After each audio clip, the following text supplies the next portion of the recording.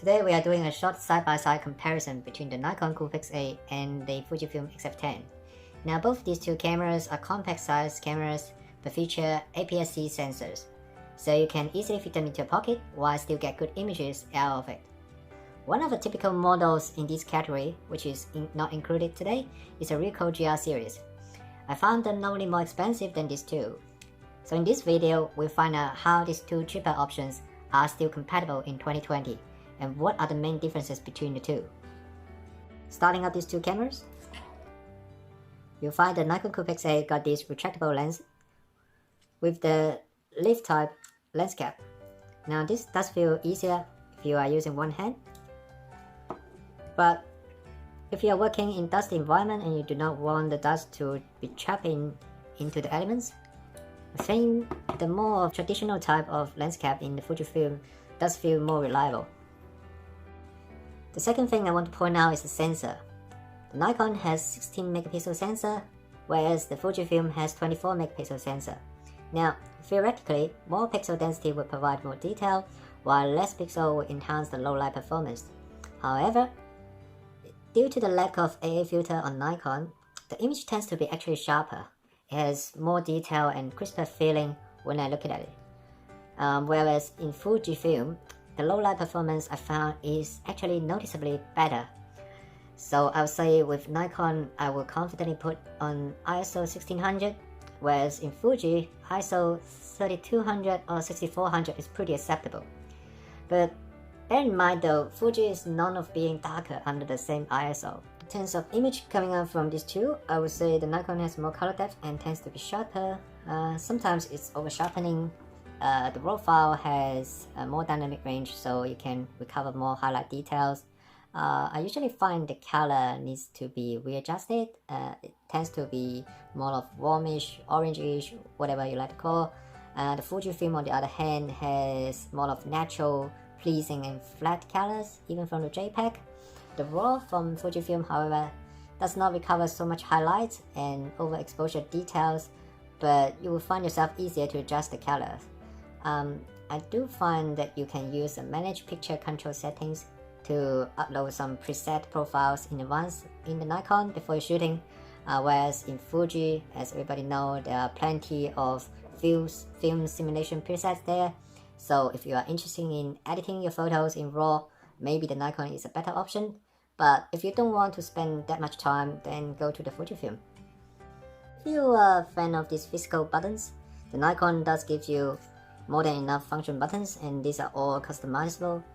Say for instance, you can return your center focal point by hitting one click, and the dials are well organized. You can use that to select all these functions, and the menu is very easy to understand and very comprehensive. Whereas if you are a fan of this touchscreen or the joystick, then go for the Fuji. You can select your focal points by using one hand on the screen, and you can adjust your focal menu, focal style, and also you can use the joystick. So it's a personal choice. I wouldn't say one stands out to the other. So many times I find the Nikon is more accurate in terms of focus. It has less hunting than the Fujifilm. In terms of manual focus, yes, you do need to switch the focal mode to manual, and also it has this dedicated macro mode here, whereas in Fuji, they're all adjusted here. In terms of wireless functioning, in Nikon, you have to use this wireless adapter to transfer your files to your tablets or Android or Apple phones.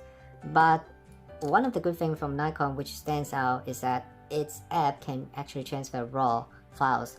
So in 2020, where lots of apps that in your phones like Lightroom or Snapseed can edit your RAW files, I think this is more of a welcome feature.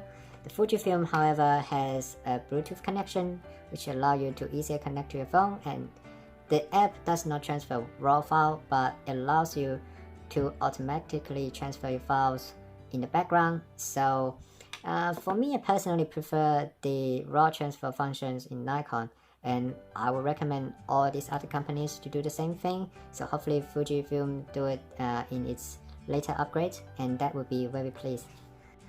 Overall, I can say they are still appealing in 2020 if you want to consider a compact and cheap camera in your pocket which can do some high quality images. I do want to point out that there is some hit and miss in both devices, namely the autofocus speed and some of the other functions you can find in the good cameras these days, such as the 4K video functioning or stabilizations. But you can find the Nikon at a relatively even cheaper price than the Fuji, but bear in mind you are looking for a 7-year-old model and Nikon has completely discontinued the lineup, which Fuji being released 2 years ago. There will be some cameras that are still under warranty or near new in the second-hand market, and the chance of getting a lemon is less than with the Nikon. Also, I will mention that Fuji is very well known for updating their firmwares, so it is reasonable to be priced at a slightly higher range than the Nikon. So yeah, this is pretty much all for this video. I hope you guys enjoyed the video. I'll see you next time.